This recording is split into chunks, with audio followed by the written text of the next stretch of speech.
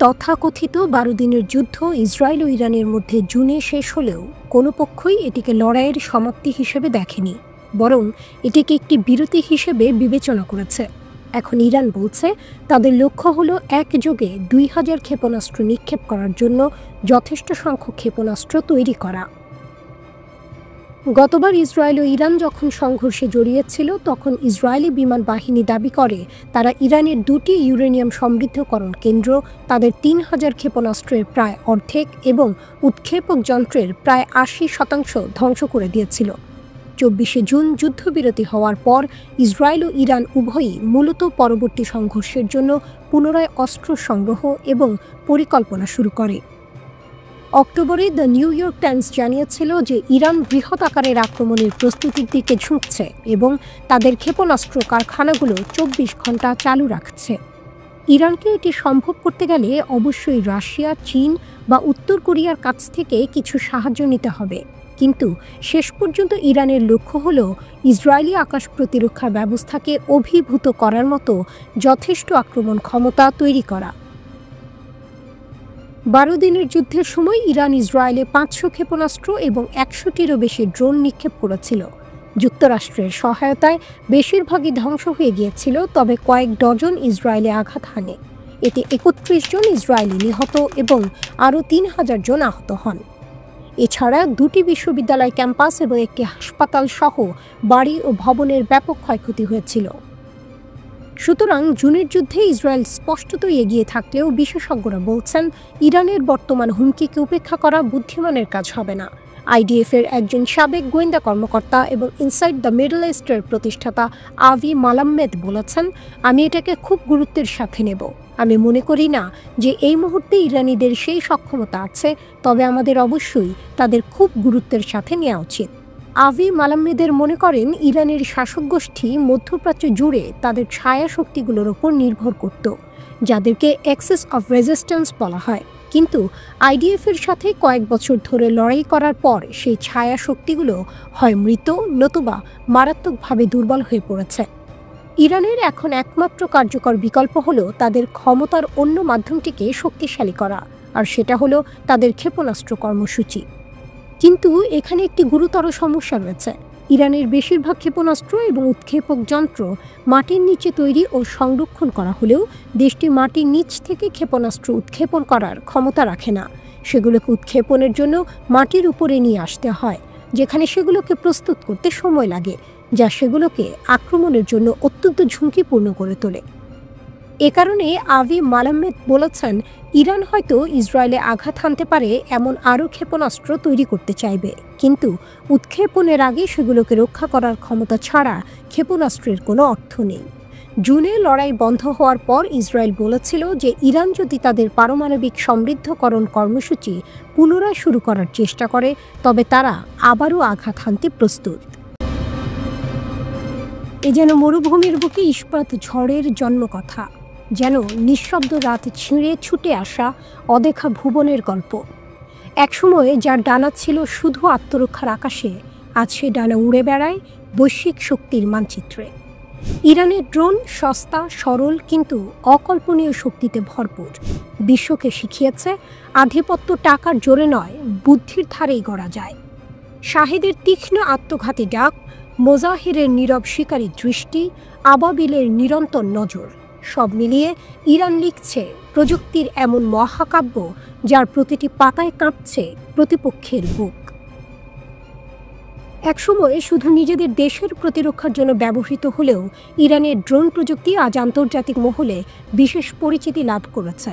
এর মূল কারণ হলো কম খরচে অত্যন্ত কার্যকর ড্রোন তৈরি করার ক্ষেত্রে ইরানের সফলতা, যা তাদেরকে বিশ্ববাজারে একটি মজবুত অবস্থানে নিয়ে এসেছে। গত 10 বছরের ড্রোন শিল্পে ইরানের এই অভাবনীয় অগ্রগতি দেখে সামরিক বিশ্লেষকরাও অবাক। তাদের সাফল্যের রহস্য কোনো জটিল বা অত্যাধুনিক প্রযুক্তি নয়, বরং সহজ, নির্ভরযোগ্য এবং সাশ্রয়ী প্ল্যাটফর্ম তৈরির দিকে মনোযোগ দেওয়া। বাণিজ্যিকভাবে সহজেই পাওয়া যায় এমন যন্ত্রাংশ ব্যবহার করে ইরান এমন সব ড্রোন তৈরি করেছে যা যুদ্ধক্ষেত্রে দ্রুত এবং বৃহৎ পরিসরে ব্যবহার করা সম্ভব। এটি ইরানের সামরিক শক্তির অন্যতম দিক। ইরানের ড্রোনের মধ্যে সবচেয়ে বেশি আলোচনা এসেছে শাহেদ 136। এটি হলো এক ধরনের লয়টারিং মিউনিশন বা কামিকাজে ড্রোন, যা লক্ষ্যবস্তুতে আঘাত হানার জন্য কেবল একমুখী মিশনে ব্যবহার করা হয়। এর সস্তা নির্মাণ সামগ্রী, সরল কাঠামো এবং গণ উৎপাদনের সুবিধা একে বহু দেশের কাছে আকর্ষণীয় করে তুলেছে। এর ফলস্বরূপ রাশিয়া থেকে শুরু করে ইয়েমেন পর্যন্ত বিভিন্ন দেশে এই ড্রোনটির নকল বা লাইসেন্স করা সংস্করণ ইতোমধ্যেই ব্যবহৃত হচ্ছে। আরও উন্নত শ্রেণীর ড্রোন হল মোহাজের 6। এটি মাঝারি উচ্চতায় এবং দীর্ঘ সময় ধরে আকাশে ভেসে থাকতে সক্ষম একটি কমব্যাট ড্রোন। নজরদারি চালানো, তথ্য সংগ্রহ করা থেকে শুরু করে সুনির্দিষ্ট স্থানে হামলা চালানো সব কাজই এই ড্রোনটি করতে পারে। রিয়েল-টাইম ভিডিও ট্রান্সমিশন, বিশেষ সেন্সর এবং নির্ভুল গাইডেড অস্ত্র বহনের সক্ষমতা এটিকে আন্তর্জাতিকভাবে জনপ্রিয় করেছে। ইথিওপিয়া, ভেনেজুয়েলা এবং ইরাক সহ আরও অনেক দেশে এই ড্রোনটির ব্যবহার দেখা যাচ্ছে। শুধুমাত্র হামলাই নয়, নজরদারি ও তথ্য সংগ্রহের জন্য তৈরি আবাবিল 3 ড্রোনটি ইরানের প্রযুক্তির আরও একটি গুরুত্বপূর্ণ ধাপ। দীর্ঘ ফ্লাইট টাইম, স্থিতিশীল উড়ান এবং স্পষ্ট ভিডিও পাঠানোর ক্ষমতা থাকার কারণে এটি সীমান্ত পাহারা দেওয়া থেকে শুরু করে যুদ্ধক্ষেত্রে সুনির্দিষ্ট লক্ষ্য চিহ্নিত করার মতো কাজে ব্যবহৃত হচ্ছে। সিরিয়া ও সুদান সহ একাধিক দেশে এটির কার্যকারিতা প্রমাণিত হয়েছে। বর্তমানে ইরানের ড্রোন আফ্রিকা, দক্ষিণ আমেরিকা এবং পূর্ব ইউরোপের মতো বহু অঞ্চলে ব্যবহৃত হচ্ছে। পশ্চিমা বা রুশ প্রযুক্তির তুলনায় কম খরচে একটি কার্যকর সামরিক সমাধান পাওয়ায় অনেক দেশ এখন ইরানের প্রযুক্তির দিকে ঝুঁকছে। এর ফলে প্রতিরক্ষা শিল্পে ইরান একটি নতুন কূটনৈতিক প্রভাব বলয় তৈরি করতে সক্ষম হয়েছে। সাশ্রয়ী মূল্য, নির্ভরযোগ্যতা এবং বাস্তবমুখী নকশা, এই তিনটি বিশেষ বৈশিষ্ট্যই ইরানের ড্রোন শিল্পকে আজ বিশ্বজুড়ে একটি বিশেষ স্থানে নিয়ে এসেছে। শাহেদ 136, মোহাজের 6 এবং আবাবিল 3 ড্রোনগুলো প্রমাণ করেছে যে অতিরিক্ত ব্যয় সাপেক্ষ প্রযুক্তি ব্যবহার না করেও একটি শক্তিশালী ও কার্যকর সামরিক প্ল্যাটফর্ম তৈরি করা সম্ভব, যা ইরানের সামরিক সক্ষমতা ও বুদ্ধিমত্তার পরিচয় দেয়। উন্নত প্রযুক্তির স্যাটেলাইট উন্মোচন করল ইরান। আকাশ ছুঁয়ে নতুন শক্তির ঘোষণা। আকাশের বুক যেন হয়ে উঠল নতুন যুদ্ধক্ষেত্র। সেখানে যার উপস্থিতি, যার চোখ, যার প্রযুক্তি, সেই ভবিষ্যতের নিয়ন্ত্রক। আর এবার সেই নিয়ন্ত্রণের খেলায় নিজের শক্তি দেখিয়ে দিল ইরান। 30 অগস্ট তেহরানে মহাকাশ গবেষণাগারে যখন উদ্ভাসিত হলো কাউসার 1 নামের উন্নত প্রযুক্তির স্যাটেলাইট, তখন মনে হলো এ যেন আরেকবার ইরান নিজের অদম্য শক্তির পতাকা উড়িয়ে দিল মহাশূন্যে। অনুষ্ঠানে উপস্থিত ছিলেন ইরানের উপমন্ত্রী এবং মহাকাশ সংস্থার প্রধান হাসান সালারিয়ে। তার কণ্ঠে ভেসে উঠছিল গর্বের সুর। ইরান শুধু স্যাটেলাইট বানাচ্ছে না, বানাচ্ছে আস্থা, বানাচ্ছে স্বপ্ন, বানাচ্ছে আগামী দিনের শক্তি। তিনি ঘোষণা দিলেন কয়েক মাসের মধ্যেই দেশীয়ভাবে নির্মিত দ্বিতীয় মডেল মহাশূন্যে ভেসে উঠবে। এক দুরন্ত দৃশ্য, যেখানে ক্ষণিকের নীরবতার পর আকাশ চিরে ঝলসে উঠবে নতুন প্রযুক্তির আলো। গত বছর রাশিয়ার সোয়ুজ লঞ্চার ব্যবহার করে কাউসার 1 এবং হোদদ উপগ্রহগুলো সফলভাবে কক্ষপথে স্থাপন করেছিল ইরান। 1 বছরেরও কম সময়ে আবার আপগ্রেড করা সংস্করণ নিয়ে হাজির তারা। এবার আর কেবল পরীক্ষামূলক নয়, এবার পূর্ণাঙ্গ শক্তির প্রদর্শনী। নতুন সংস্করণের ওজন 50 কিলোগ্রাম। সেটি উঠবে 500 কিলোমিটার উচ্চতায় সূর্য সমকালীন কক্ষপথে। আর সেখানে থেকে নজর রাখবে রিমোট সেন্সিং, কৃষি নিখুঁত মানচিত্র, ইন্টারনেট অফ থিংস, এমনকি কৌশলগত পর্যবেক্ষণে। ইরান আর শুধু ভূখণ্ড রক্ষার খেলোয়াড় নয়, সে এখন মহাশূন্যেরও প্রহরী। হাসান সালারিয়ে জানান, কাউসার হলো ইরানের বেসরকারি খাতের তৈরি প্রথম পর্যবেক্ষণ স্যাটেলাইট। এ যেন আরও এক বিপ্লব, কারণ মহাকাশ শিল্পে বেসরকারি অংশগ্রহণ সাধারণত সীমিত, কিন্তু ইরান সেখানে পথ খুলে দিল। এই চ্যালেঞ্জ গ্রহণ করেছে ওমিদ ফাজা কোম্পানি। তাদের হাত ধরেই ইরান প্রমাণ করছে প্রযুক্তি কেবল সরকারের নয়, জনগণেরও শক্তি হতে পারে। দ্বিতীয় সংস্করণে যুক্ত হয়েছে উন্নত ইমেজিং, টেলিযোগাযোগ পেলোড, ডেটা ম্যানেজমেন্ট কোড আর নতুন অ্যালগোরিদম। সবই আগের মিশনের অভিজ্ঞতার আলোকে। এক কথায়, এটি শুধু একটি স্যাটেলাইট নয়, এটি হলো ইরানের প্রযুক্তিগত বিবর্তনের প্রতীক।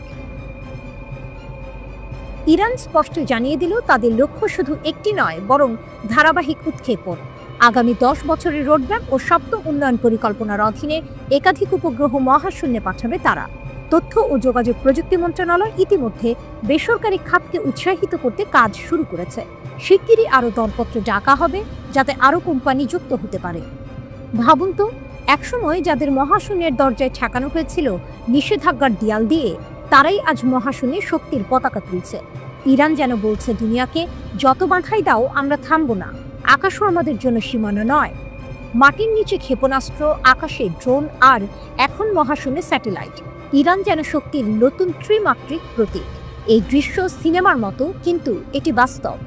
এবং সেই বাস্তবতায় ইরানি আজ মহাশূন্যে ঘোষণা দিচ্ছে তারা আর পিছিয়ে নেই, বরং এগিয়ে যাচ্ছে এমন পথে যেখানে প্রতিদ্বন্দ্বীরাও শঙ্কিত হয়ে তাকিয়ে থাকবে আকাশের দিকে।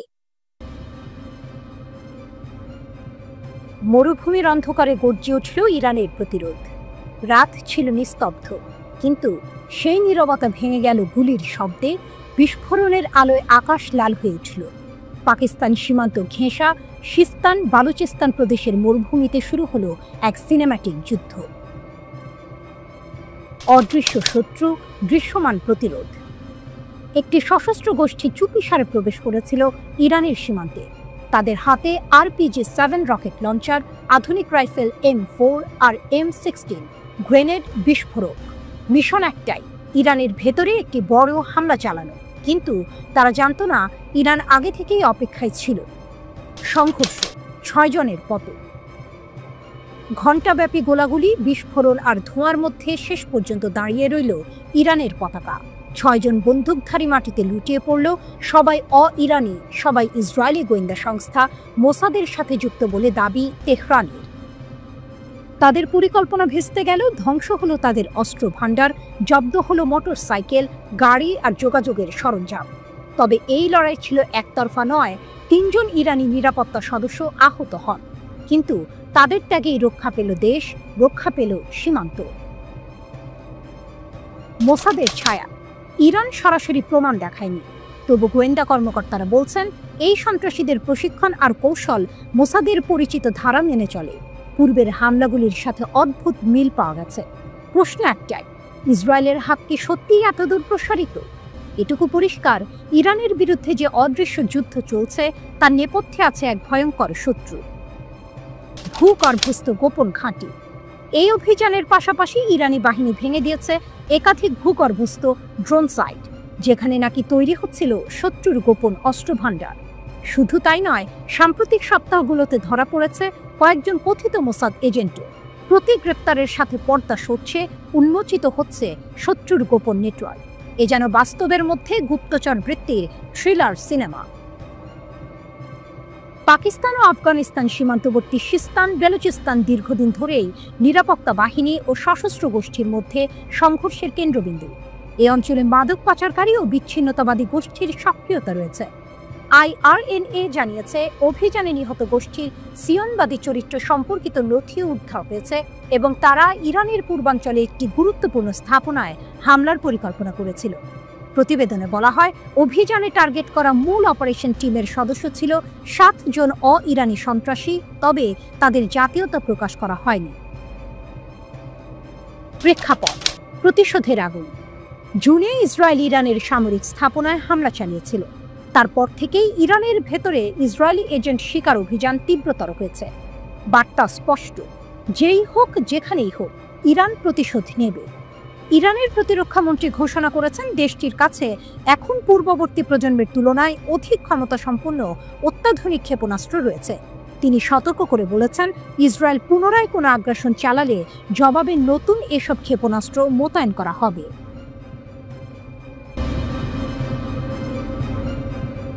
হঠাৎ ঘাঁটি ছাড়ছে মার্কিন সেনারা, ইরাকে নতুন অস্থিরতার আভাস। মধ্যপ্রাচ্যের রাত এখন আরও ঘন, আরও রহস্যময়। পশ্চিম ইরাকের মরুভূমিতে হঠাৎ করেই কাঁপন ধরিয়েছে এক সিদ্ধান্ত। গুরুত্বপূর্ণ ঘাঁটি ছাড়ছে মার্কিন সেনারা। আইন আল আসাদ আর রাজধানী বাগদাদের ভিক্টোরিয়া ঘাঁটি, যেখানে বছরের পর বছর ধরে মার্কিন আধিপত্যের ছায়া ঘনীভূত ছিল, সেখান থেকেই শুরু হলো দ্রুত সেনা সরানো। প্রাথমিক পরিকল্পনা ছিল ধীরে ধীরে 2025 সালের সেপ্টেম্বর নাগাদ মার্কিন সেনারা বিদায় নেবে ইরাক থেকে। কিন্তু হঠাৎ কেন এমন তাড়াহুড়ো? কেন আগাম সময়সূচি ভেঙে রাতারাতি গুটিয়ে নেওয়া হচ্ছে শক্তিশালী সেনা উপস্থিতি? আন্তর্জাতিক সংবাদ মাধ্যম বলছে, নির্দেশ এসেছে বাগদাদে মার্কিন দূতাবাস থেকেই। কেউ যাচ্ছে উত্তর ইরাকের কুর্দি অঞ্চল এরবিলে, আবার কাউকে পাঠানো হচ্ছে প্রতিবেশী এক আরব দেশে।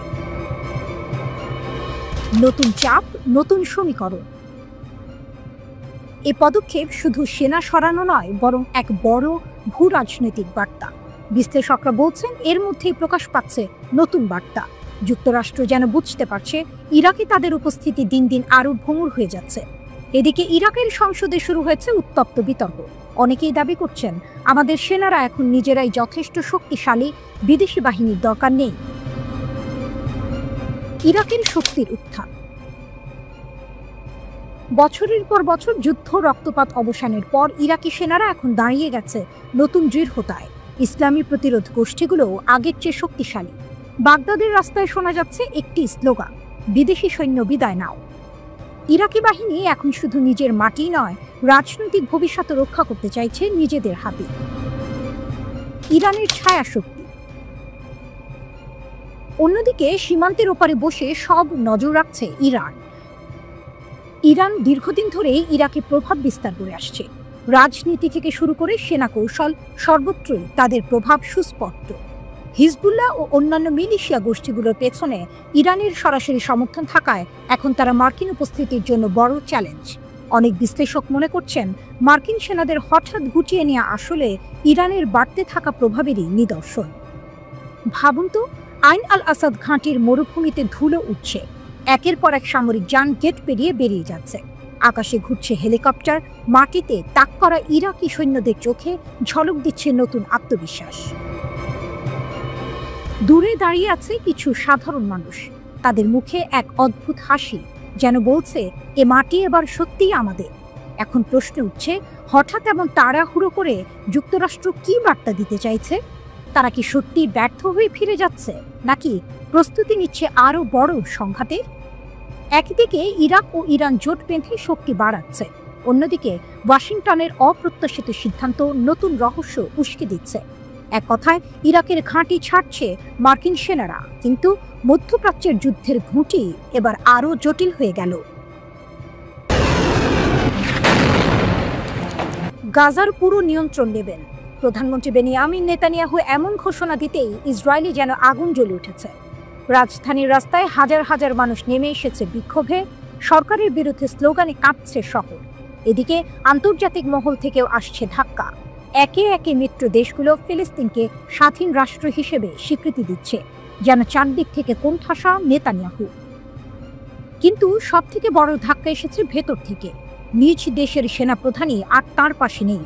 ইয়াল জামির, ইসরায়েলের সামরিক শক্তির এই অভিভাবক, প্রকাশ্যে জানিয়ে দিয়েছেন গাজা দখলের পরিকল্পনা আত্মঘাতী, বরং তিনি চান জিম্মি বিনিময়ের মাধ্যমে সমাধান খুঁজে বের করতে। এখান থেকেই শুরু হয়েছে ভয়ঙ্কর জল্পনা। তবে কি সেনাপ্রধানই নামবেন রাজনৈতিক ময়দানে? সেনাদের অসন্তোষ।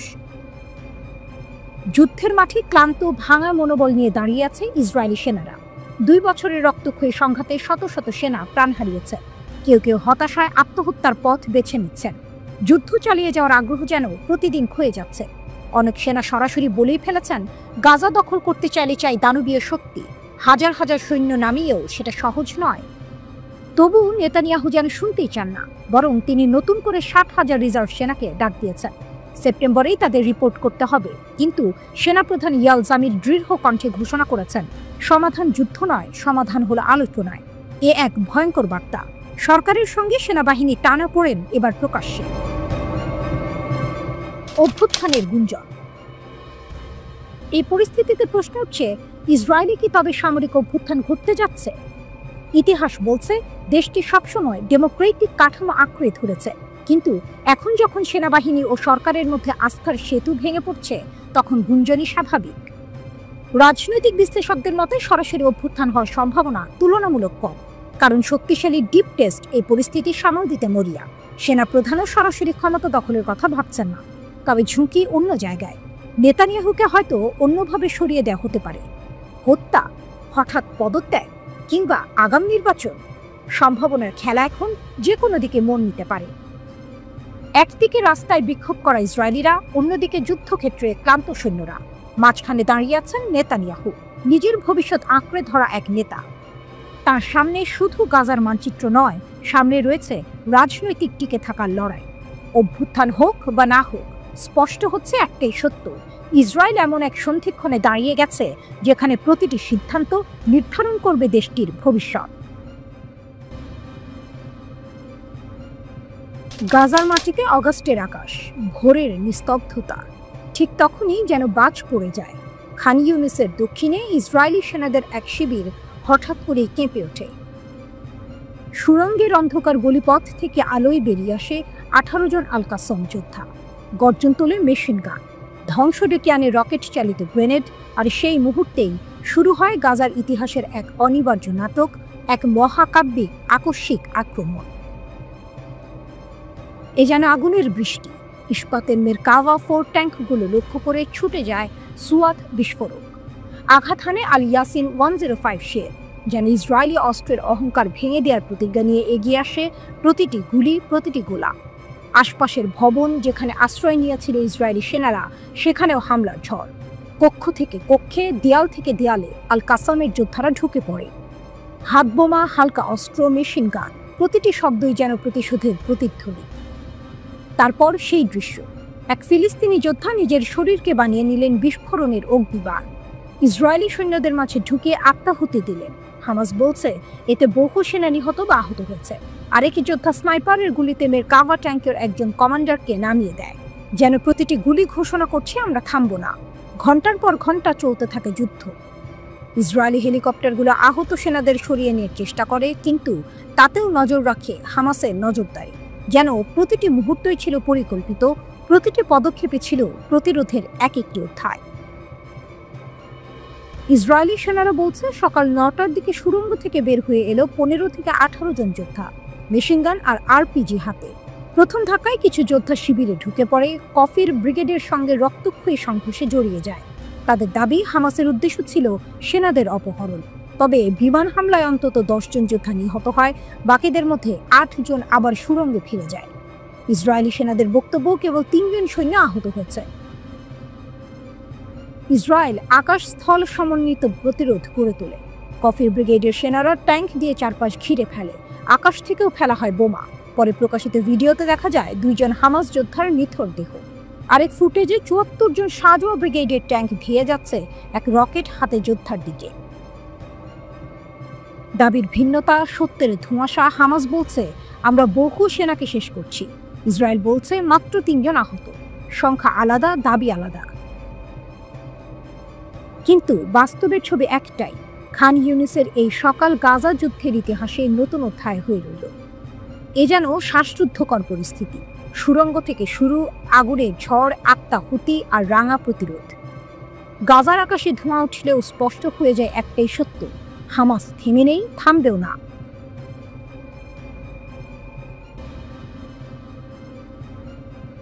একটি রাত, অন্ধকার আকাশ, আর সেই আকাশ ভেদ করে উঠে যাচ্ছে অগ্নিশিখার মতো এক দানব। নাম তার খোররামশার 5। এটি কি শুধুই একটি ক্ষেপণাস্ত্র, নাকি এটি এক নতুন অধ্যায় যেখানে ইরান আর শুধু আঞ্চলিক খেলোয়াড় নয়, বরং বৈশ্বিক শক্তির মঞ্চে এক নতুন প্রতিদ্বন্দ্বী?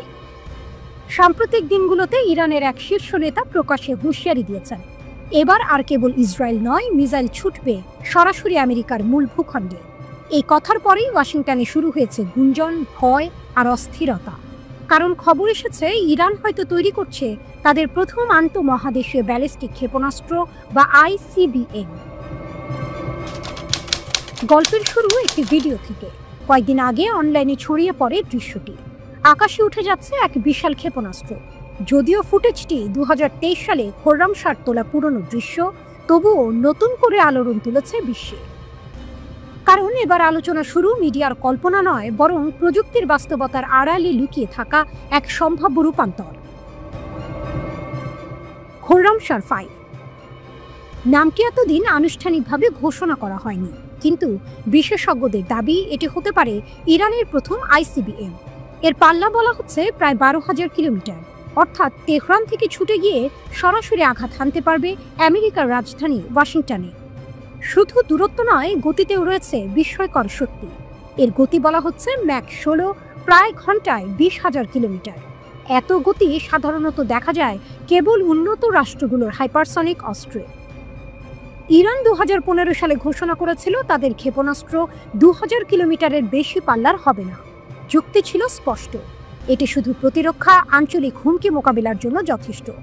কিন্তু সময় বদলেছে। ইসরায়েলের আগ্রাসন, যুক্তরাষ্ট্রের অবিরাম চাপ, আঞ্চলিক অস্থিরতা, সব মিলিয়ে ইরান যেন তার পুরনো প্রতিশ্রুতি ছিঁড়ে ফেলছে। তবে শুধু রাজনৈতিক সিদ্ধান্ত নয়, প্রযুক্তিগত দিক থেকেও এটি এক মহাকাব্যিক চ্যালেঞ্জ। একটি ক্ষেপণাস্ত্রকে মহাকাশের বাইরে পাঠানো, তারপর আবার বায়ুমণ্ডলে প্রবেশ করিয়ে সঠিক লক্ষ্যে আঘাত করা, এ যেন বিজ্ঞানের সবচেয়ে কঠিন সমীকরণ। আর ইরান যদি সত্যি এটি করে থাকে, তবে তা বিশ্ব রাজনীতির ভারসাম্য পাল্টে দিতে বাধ্য। শোনা যাচ্ছে খোররামশার 5 বহন করতে পারবে 2 টনের ওয়ারহেড, যা অনেক দেশের পারমাণবিক বা বাংকার ভেদী বোমার সমতুল্য। যদিও এখনো নিশ্চিত নয় এটি সত্যি 12,000 কিলোমিটার পারবে নাকি 5,500 কিলোমিটার পর্যন্ত সীমাবদ্ধ। ক্ষেপণাস্ত্র বিজ্ঞানের নিয়ম বলছে পাল্লা বাড়লে পেলোড কমে, তবু এর সামর্থ্য নিয়ে ইতোমধ্যেই পশ্চিমা দুনিয়ায় কাঁপন লেগে গেছে। এখানে মনে করিয়ে দেওয়া জরুরি, ইরান ইতিমধ্যে হাইপারসনিক ক্ষেপণাস্ত্র তৈরি করে বিশ্বকে চমকে দিয়েছে। জটিল গাইডেন্স সিস্টেম, প্রতিরোধী উপাদান, সবকিছুতে তারা প্রমাণ করেছে প্রযুক্তির শীর্ষ পর্যায়ে পৌঁছে গেছে। ফলে খোররামশার 5 এর কথিত গতি ও পাল্লা যদিও কারো কাছে অবিশ্বাস্য মনে হয়, বাস্তবতায় তা অসম্ভব নয়। তেহরান এখনো সরকারি ঘোষণা দেয়নি, কিন্তু যখন প্রতিরক্ষামন্ত্রী আজিজ নাসেরজাদে সম্প্রতি বললেন আমরা 2 টনের ওয়ারহেড হাইপারসনিক গতিতে পরীক্ষায় সফল হয়েছি, তখন অনেকে ফিস ফিস করে বললেন একি তবে খোররামশার 5 এর ছায়া। গল্পটি রহস্যময়। হয়তো এটি কেবল গুজব, হয়তো সত্যি শুরু হয়েছে এক নতুন যুগ। তবে এক জিনিস নিশ্চিত, এই নামের চারপাশে জন্ম নিয়েছে এক অদৃশ্য আতঙ্ক। আর আতঙ্ক মানেই শক্তি। ইরান সেই শক্তির মালিক হয়ে উঠছে, যাকে থামানো এত সহজ নয়। রাতের আধার নামলে এই গাজা উপত্যকার আকাশ কেঁপে ওঠে আগুনের আলোয়। বিস্ফোরণ, গর্জন আর ধোঁয়ার ভেতর দিয়ে শোনা যায় ফিলিস্তিনি প্রতিরোধ যোদ্ধাদের প্রতিশোধের গান, যেন মৃত্যুর ভেতর দিয়ে জন্ম নিচ্ছে নতুন প্রতিরোধের শক্তি। ধ্বংসস্তূপের ভেতর থেকেও লড়াই। ইসরায়েলের বিমান হামলায় খান ইউনিসের দক্ষিণাঞ্চল ধ্বংসস্তূপে পরিণত হয়েছে, তবু থেমে নেই প্রতিরোধ। হামাসের সামরিক শাখা আল কাসম ব্রিগেড জানায় তাদের যোদ্ধারা ইসরায়েলি সেনাদের একটি ছাউনিতে অতর্কিত হামলা চালিয়েছে। মর্টার, ট্যাঙ্ক বিধ্বংসী গোলা, এমনকি হাতে তৈরি বিস্ফোরক দিয়েও তারা প্রতিরোধ গড়ে তুলছে। ফিলিস্তিনি ইসলামিক জিহাদের সামরিক শাখা আল কুদস ব্রিগেড একটি ফুটেজ প্রকাশ করেছে, যেখানে দেখা যায় যৌথভাবে ইসরায়েলি একটি সাঁজোয়া যানকে বিধ্বস্ত করছে তারা। ছোট ছোট প্লাটুন, হাতে সীমিত অস্ত্র, তবুও ভয়ঙ্কর বার্তা দিচ্ছে বিশ্বের অন্যতম শক্তিশালী সেনাবাহিনীকে। প্রতিরোধের গল্পের আড়ালে গণহত্যার পরিসংখ্যান। যখন এসব প্রতিরোধের খবর আসে, তখনই ভেসে আসে ভয়াবহ এক বাস্তবতা।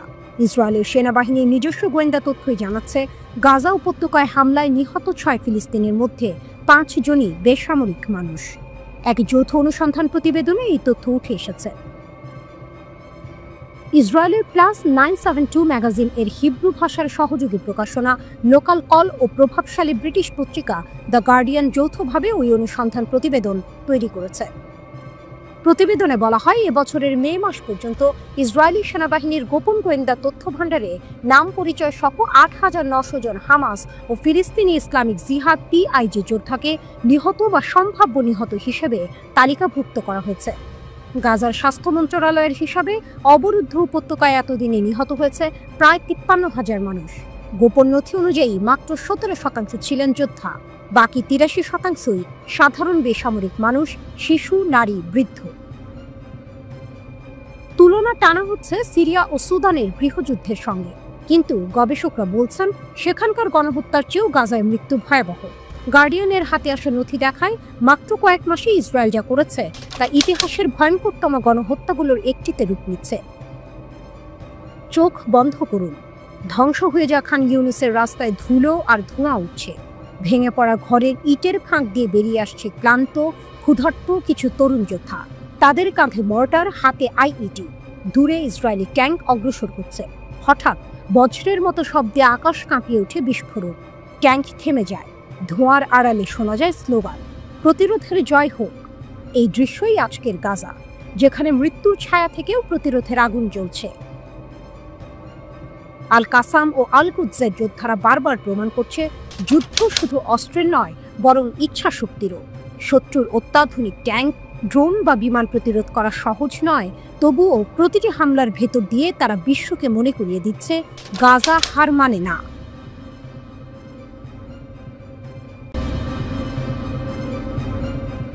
একটি শিশু পৃথিবীতে চোখ মেলে, কিন্তু জন্মের সঙ্গে সঙ্গে কপালে বসে গেল এক অভিশাপ, গাদ্দার। হ্যাঁ, এটাই উত্তর কোরিয়া, এক দেশ যেখানে অপরাধ শুধু কাজ নয়, অপরাধ হলো চিন্তাও। এখানে নির্বাচন হয়, কিন্তু ভোট কেবল একটি, একই নাম, একই পরিবার, না দিলে কারাগার। সংসদও আছে, কিন্তু তার কাজ কেবল সিল মারা। এ যেন এক নাটক যেখানে চরিত্র বদলায় না, শুধু প্রজন্ম পাল্টায়। টেলিভিশনে মাত্র একটি চ্যানেল, সিনেমা নেই, ড্রামা নেই, গান নেই, শুধু প্রচার, শুধু বন্দনা। কারো চোখ যদি গোপনে দক্ষিণ কোরিয়ার কোনো ড্রামায় পড়ে যায়, তাহলে তার জীবন শেষ। এখানে স্কুল মানে ইতিহাস নয়, শিক্ষা নয়, এখানে স্কুল মানে মুখস্থ, কিম ইল সুং, কিম জং ইল, কিম জং উনের গল্প। এমনকি ভুল করলে তকমা, গাদ্দার। সবচেয়ে ভীতিকর আইন হলো 3 প্রজন্মের শাস্তি। একজন রাষ্ট্রবিরোধী হলে তার সন্তান, এমনকি নাতি নাতনিও শাস্তি পায়। অর্থাৎ অপরাধ জন্ম নেয় রক্তের ভেতরে। এখানে স্বাধীনতা নেই। কোন পোশাক পরবেন, কোন হেয়ারস্টাইল করবেন, কোন খাবার খাবেন, সব সরকার ঠিক করে দেয়। জিন্স, রং করা চুল, এমনকি হটডগ খাওয়াও নিষিদ্ধ। সাইকেল চালাতে হলে চাই রেজিস্ট্রেশন, চাই নম্বর প্লেট। ধর্ম এখানে শুধু প্রদর্শনী। গির্জা আছে, মসজিদ আছে, কিন্তু কেবল দেখানোর জন্য। যে মানুষ সত্যিকারের প্রার্থনা করবে, তার গন্তব্য শ্রম শিবির। আজ যখন পৃথিবী লিখছে 2025, নর্থ কোরিয়া লিখছে 113। তাদের সময় শুরু হয়েছে কিম ইল সুং এর জন্ম থেকে। সময়, স্বাধীনতা, জীবন, সবকিছু কেবল এক পরিবারকে ঘিরে। উত্তর কোরিয়ায় একটি অদ্ভুত ক্লাস সিস্টেম রয়েছে, যার নাম হলো সংগুন। জন্ম থেকেই এই সিস্টেম একজন মানুষের জীবন নির্ধারণ করে। এর 3টি ভাগ, কোর, ওয়েভারিং এবং হোস্টাইল। কোর হলো কিম পরিবারের প্রতি সবচেয়ে অনুগত এবং তাদের সেরা চাকরি এবং সুযোগ সুবিধা দেয়া হয়। হোস্টাইল হলো সেই সব মানুষ যাদের পূর্বপুরুষরা সরকারের বিরুদ্ধে ছিল। এই শ্রেণীর মানুষদের কোনো সুযোগ সুবিধা দেয়া হয় না। উত্তর কোরিয়ার মানুষের জীবন সবসময় সরকারের কড়া নজরে থাকে। প্রতিটি অ্যাপার্টমেন্ট এবং বাড়িতে সরকারি গুপ্তচররা নজর রাখে। এমনকি আপনার চিন্তা করার জন্যও আপনাকে শাস্তি পেতে হতে পারে। অর্থাৎ যদি আপনি সরকারের বিরুদ্ধে কিছু ভাবেন এবং তা কোনোভাবে ফাঁস হয়ে যায়, তাহলে আপনি সরাসরি জেলে যাবেন। এই দেশ এক সিনেমা, যেখানে শুরু থেকে শেষ পর্যন্ত স্ক্রিপ্ট লেখা, এবং প্রতিটি শিশুর জন্ম যেন এক পূর্ব নির্ধারিত চরিত্র। কেউ শাসকের দাস, কেউ আজীবনের গাদ্দার।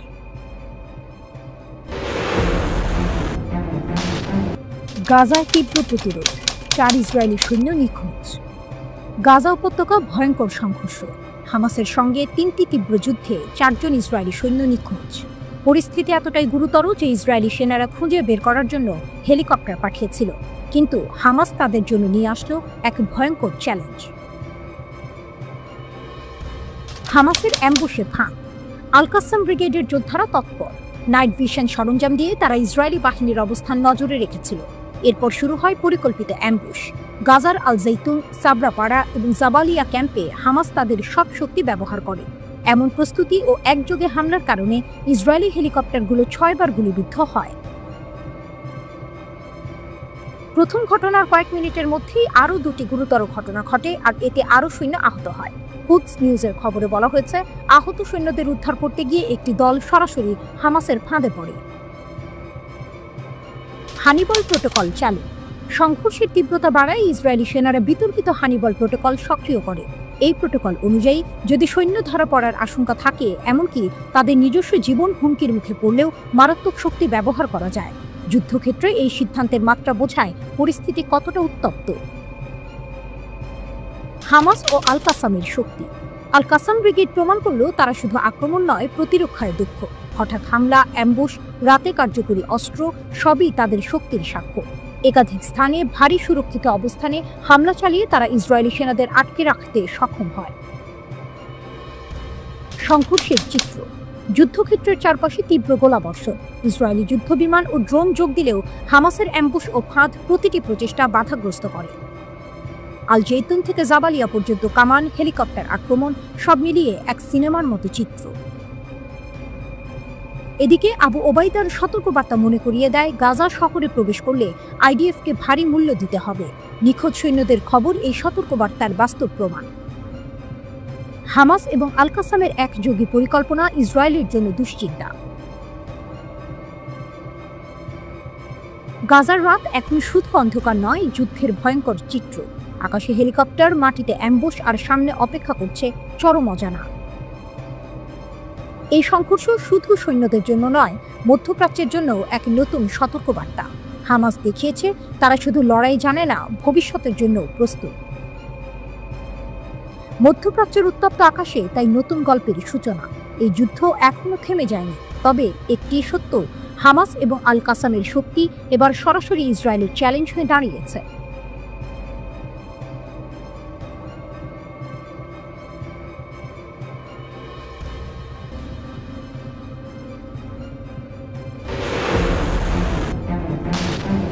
গাজায় তীব্র প্রতিরোধ, 4 ইসরায়েলি সৈন্য নিখোঁজ। গাজা উপত্যকা ভয়ঙ্কর সংঘর্ষ। হামাসের সঙ্গে 3টি তীব্র যুদ্ধে 4 জন ইসরায়েলি সৈন্য নিখোঁজ। পরিস্থিতি এতটাই গুরুতর যে ইসরায়েলি সেনারা খুঁজে বের করার জন্য হেলিকপ্টার পাঠিয়েছিল, কিন্তু হামাস তাদের জন্য নিয়ে আসলো এক ভয়ঙ্কর চ্যালেঞ্জ। হামাসের অ্যাম্বুশে ফাঁদ। আল কাসাম ব্রিগেডের যোদ্ধারা তৎপর। নাইট ভিশন সরঞ্জাম দিয়ে তারা ইসরায়েলি বাহিনীর অবস্থান নজরে রেখেছিল। এরপর শুরু হয় পরিকল্পিত অ্যাম্বুশ। গাজার আল জৈতুন, সাবরাপাড়া এবং জাবালিয়া ক্যাম্পে হামাস তাদের সব শক্তি ব্যবহার করে। এমন প্রস্তুতি ও একযোগে হামলার কারণে ইসরায়েলি হেলিকপ্টারগুলো 6 বার গুলিবিদ্ধ হয়। প্রথম ঘটনার কয়েক মিনিটের মধ্যেই আরও 2টি গুরুতর ঘটনা ঘটে, আর এতে আরও সৈন্য আহত হয়। কুদস নিউজের খবরে বলা হয়েছে, আহত সৈন্যদের উদ্ধার করতে গিয়ে একটি দল সরাসরি হামাসের ফাঁদে পড়ে। হানিবল প্রোটোকল চালু। সংঘর্ষের তীব্রতা বাড়ায় ইসরায়েলি সেনারা বিতর্কিত হানিবল প্রোটোকল সক্রিয় করে। এই প্রোটোকল অনুযায়ী যদি সৈন্য ধরা পড়ার আশঙ্কা থাকে, এমনকি তাদের নিজস্ব জীবন হুমকির মুখে পড়লেও মারাত্মক শক্তি ব্যবহার করা যায়। যুদ্ধক্ষেত্রে এই সিদ্ধান্তের মাত্রা বোঝায় পরিস্থিতি কতটা উত্তপ্ত। হামাস ও আল কাসামের শক্তি। আল কাসাম ব্রিগেড প্রমাণ করল তারা শুধু আক্রমণ নয়, প্রতিরক্ষায় দক্ষ। হঠাৎ হামলা, অ্যাম্বুশ, রাতে কার্যকরী অস্ত্র সবই তাদের শক্তির সাক্ষ্য। একাধিক স্থানে ভারী সুরক্ষিত অবস্থানে হামলা চালিয়ে তারা ইসরায়েলি সেনাদের আটকে রাখতে সক্ষম হয়। সংঘর্ষের চিত্র। যুদ্ধক্ষেত্রের চারপাশে তীব্র গোলাবর্ষণ। ইসরায়েলি যুদ্ধবিমান ও ড্রোন যোগ দিলেও হামাসের অ্যাম্বুশ ও ফাঁদ প্রতিটি প্রচেষ্টা বাধাগ্রস্ত করে। আল জৈতুন থেকে জাবালিয়া পর্যন্ত কামান, হেলিকপ্টার আক্রমণ সব মিলিয়ে এক সিনেমার মতো চিত্র। এদিকে আবু ওবাইদার সতর্কবার্তা মনে করিয়ে দেয়, গাজা শহরে প্রবেশ করলে আইডিএফকে ভারী মূল্য দিতে হবে। নিখোঁজ সৈন্যদের খবর এই সতর্কবার্তার বাস্তব প্রমাণ। হামাস এবং আল কাসামের একযোগী পরিকল্পনা ইসরায়েলের জন্য দুশ্চিন্তা। গাজার রাত এখন শুধু অন্ধকার নয়, যুদ্ধের ভয়ঙ্কর চিত্র। আকাশে হেলিকপ্টার, মাটিতে অ্যাম্বুশ, আর সামনে অপেক্ষা করছে চরম অজানা। এই সংঘর্ষ শুধু সৈন্যদের জন্য নয়, মধ্যপ্রাচ্যের জন্য এক নতুন সতর্কবার্তা। হামাস দেখিয়েছে তারা শুধু লড়াই জানে না, ভবিষ্যতের জন্য প্রস্তুত। মধ্যপ্রাচ্যের উত্তপ্ত আকাশে তাই নতুন গল্পের সূচনা। এই যুদ্ধ এখনো থেমে যায়নি, তবে একটি সত্য, হামাস এবং আল কাসামের শক্তি এবার সরাসরি ইসরায়েলের চ্যালেঞ্জ হয়ে দাঁড়িয়েছে।